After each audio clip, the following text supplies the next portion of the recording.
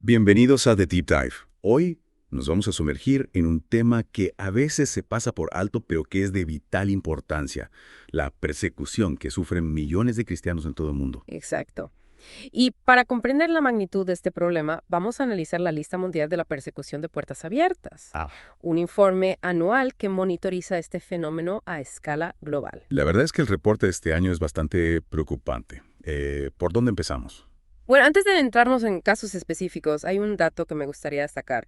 Aunque algunos países hayan salido de la lista, no significa que la situación haya mejorado para los cristianos que viven allí. Muchas veces indica que la persecución se está intensificando a nivel global, lo que empuja a otros países a ocupar los primeros puestos. Es decir, que la situación global es aún más preocupante de lo que parece a simple vista. Exactamente. La cifra total de cristianos perseguidos en el mundo alcanza los 360 millones, Mm. lo que representa un aumento considerable respecto a los 365 millones del año pasado. Impresionante. Eso significa que una de cada 7 cristianos en el mundo se enfrenta a algún tipo de persecución, ¿verdad? Así es. Y es importante recordar que Puertas Abiertas monitoriza países que van más allá de los 50 principales de la lista. Es decir, que la persecución va en aumento incluso en países que no aparecen en los titulares. Entonces, ¿dónde es más peligroso ser cristiano en este momento? Por 32º año consecutivo, Corea del Norte encabeza la lista. Corea del Norte. ¿Qué lo hace tan peligroso para los cristianos? No es precisamente un país que suele aparecer en las noticias. Corea del Norte es un claro ejemplo del patrón que vemos en los regímenes autoritarios. Cualquier lealtad fuera del Estado se considera una amenaza directa. Cualquier expresión de cristianismo se ve como un desafío a su autoridad. Entiendo. En un estado totalitario como Corea del Norte, la fe en algo que no sea líder supremo se percibe como un acto de rebeldía. Exacto. Y las consecuencias son terribles. La posesión de una Biblia o la participación en un acto de culto cristiano pueden ser castigadas con la muerte o con cadena perpetua en campos de trabajo. Es difícil imaginar que tal brutalidad sigue existiendo en el siglo XXI. Y por desgracia, Corea del Norte no es el único país donde los cristianos son perseguidos. China también ha ido escalando posiciones en la lista. ¿Qué está impulsando ese aumento en China? El gobierno chino ha intensificado la represión contra las iglesias domésticas no registradas, es decir, las que operan fuera del control estatal. Las ven como una amenaza para su poder y buscan eliminar cualquier forma de religión que no esté bajo su control. ¿Y qué pasa con las iglesias que sí están registradas? Tampoco tienen libertad. No exactamente. El gobierno ejerce un fuerte control ideológico sobre ellas, exige juramentos de lealtad al Partido Comunista, revisa los sermones e incluso fuerza la fusión de iglesias pequeñas en otras más grandes que son más fáciles de controlar y monitorizar. Parece que intentan reprimir cualquier forma de expresión religiosa independiente. Y hablando de represión, el informe también destaca la situación en Nigeria, un país donde la persecución es rampante y que lamentablemente refleja una tendencia más amplia en África. ¿Qué está impulsando esta persecución en Nigeria? Nigeria es un microcosmos de lo que vemos en muchas partes de África. La inestabilidad, los vacíos de poder y un Estado de derecho débil crean un caldo de cultivo perfecto para que los grupos extremistas operen con impunidad. Y los cristianos suelen ser el blanco de esta violencia. Por desgracia, sí. El año pasado Nigeria registró el mayor número de cristianos asesinados por su fe en todo el mundo. Es una estadística escalofriante. ¿Quiénes son los principales responsables de esta violencia? A menudo se trata de grupos militantes islámicos como Boko Haram y los militantes Fulani, que aprovechan la inestabilidad para atacar a los cristianos con total impunidad. Es desgarrador ver la vulnerabilidad de las comunidades cristianas en estas regiones. Y pone de manifiesto la urgente necesidad de atención y acción internacional para proteger la libertad religiosa y a las poblaciones vulnerables. Pero aunque estas cifras y realidades son abrumadoras, también hay historias de resistencia y fe que nos dan esperanza. Totalmente. De hecho, el informe destaca la historia de Abraham de Sudán, un hombre que fue encarcelado por compartir su fe después de convertirse del Islam al cristianismo. La historia de Abraham es realmente conmovedora.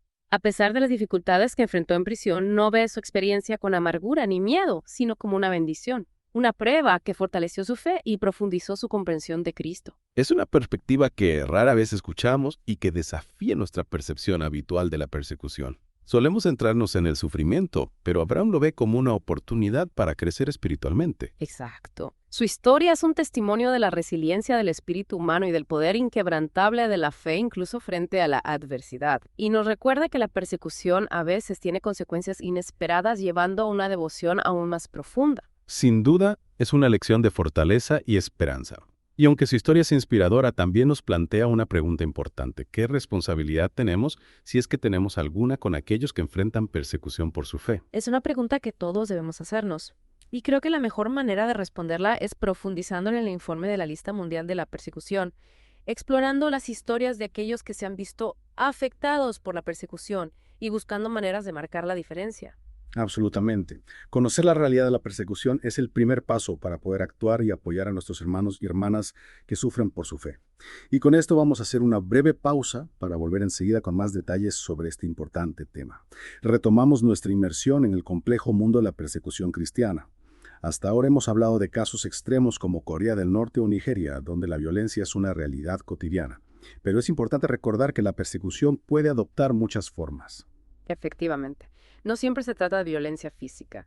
La Lista Mundial de la Persecución también destaca formas más sutiles de persecución que a veces pasan desapercibidas, pero que pueden ser igual de dañinas a largo plazo. Exacto. Me refiero a la discriminación en la educación y el empleo, la marginación social o las restricciones a las prácticas religiosas. Presiones que poco a poco van minando la libertad de los cristianos. Precisamente, estas formas de presión suelen estar profundamente arraigadas en las normas culturales y las estructuras sociales, lo que las hace aún más difíciles de combatir. Es como una erosión silenciosa de las libertades.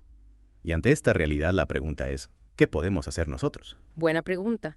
Lo primero, como siempre, es tomar conciencia del problema. Comprender la magnitud y la naturaleza de la persecución es fundamental para poder actuar. De acuerdo. Pero una vez que somos conscientes de la situación, ¿cómo podemos como individuos marcar la diferencia? ¿Qué podemos hacer desde aquí para ayudar a nuestros hermanos perseguidos? Hay muchas maneras de contribuir. Podemos apoyar a organizaciones como Puertas Abiertas que trabajan sobre el terreno para proporcionar ayuda y defender a los cristianos perseguidos. También podemos ponernos en contacto con nuestros representantes políticos y pedirles que prioricen la libertad religiosa en su política exterior. Es decir, utilizar nuestra voz y nuestros recursos para generar un cambio. Exactamente. Y también podemos orar. La oración es una herramienta poderosa que puede brindar consuelo y fortaleza a quienes sufren. Es cierto. A veces cuando la situación parece abrumadora, la oración nos recuerda que no estamos solos y que incluso desde la distancia podemos ofrecer nuestro apoyo. Sin duda. Y no olvidemos la importancia de informarnos y educar a otros sobre la realidad de la persecución. Cuanto más gente conozca el problema, más probabilidades habrá de que se produzca un cambio significativo. Se trata de sacar a la luz lo que ocurre en la sombra y no permitir que estas historias caigan en el olvido. Exacto. Y hablando de historias, precisamente el informe de este año incluye un extracto de una entrevista de CB News con un experto de Puertas Abiertas, en la que comparte la conmovedora historia de Abraham, un hombre de Sudán que fue encarcelado por compartir su fe tras convertirse del Islam al cristianismo. Ah, sí. Recuerdo haber leído sobre Abraham en el informe. Su historia me impactó profundamente. Lo que más me llamó la atención fue su perspectiva sobre la persecución. No la veía como algo a lo que temer, sino como una bendición. Esa es la grandeza de su historia. Describe su ingreso en prisión como un gatito y su salida como un león. Su fe se refinó y fortaleció a través del sufrimiento. Es una idea poderosa. A veces nuestras mayores pruebas pueden conducir a nuestro mayor crecimiento. Y en el caso de Abraham, la persecución le ayudó a profundizar en su fe y a encontrar una fortaleza que no sabía que tenía. Totalmente. Su experiencia nos desafía a replantearnos nuestra visión de la persecución, no como algo que hay que evitar a toda costa, sino como un crisol potencial para el crecimiento espiritual. Claro. Es una perspectiva difícil de comprender desde la comodidad de nuestras propias vidas, pero de la que sin duda podemos aprender mucho. Y nos recuerda que incluso en los lugares más oscuros, la fe puede ser una fuente de esperanza y resiliencia. Después de haber profundizado en el mundo de la persecución cristiana, ¿qué podemos concluir? ¿Qué podemos llevarnos de este análisis?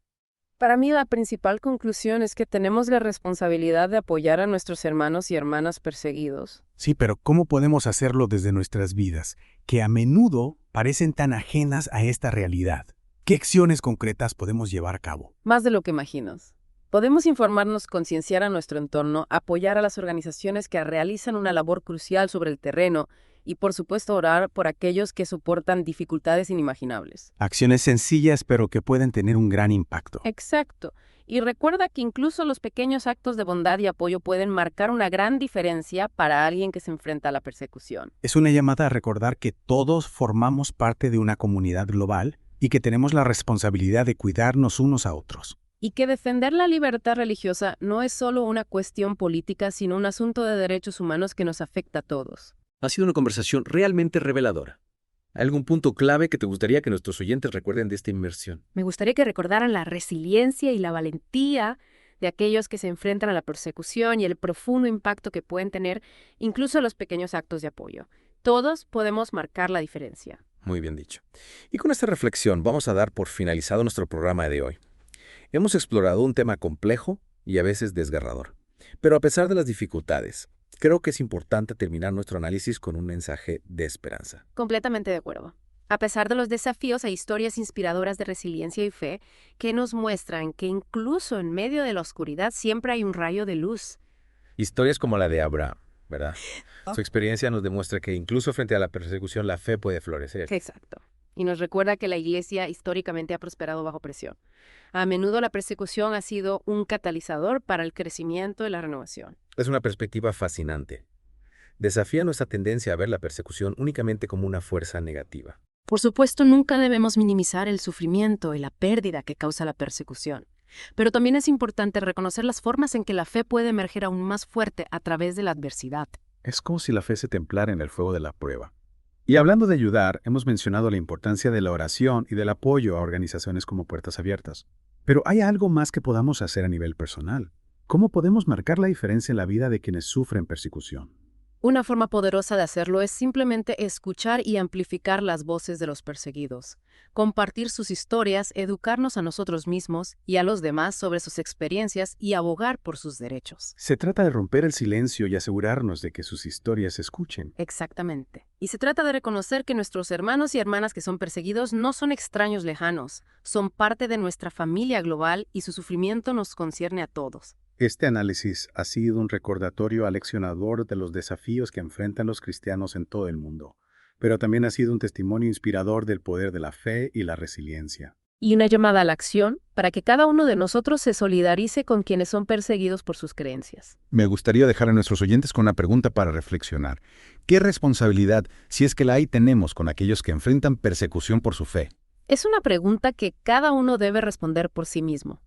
Los animo a profundizar en el informe de la Lista Mundial de la Persecución, explorar las historias de aquellos que se han visto afectados por este fenómeno y buscar formas de marcar la diferencia. Muchas gracias por acompañarnos en este viaje. Recuerden que al comprender y comprometernos con estas realidades, podemos defender mejor la libertad religiosa y apoyar a nuestros hermanos y hermanas perseguidos en todo el mundo.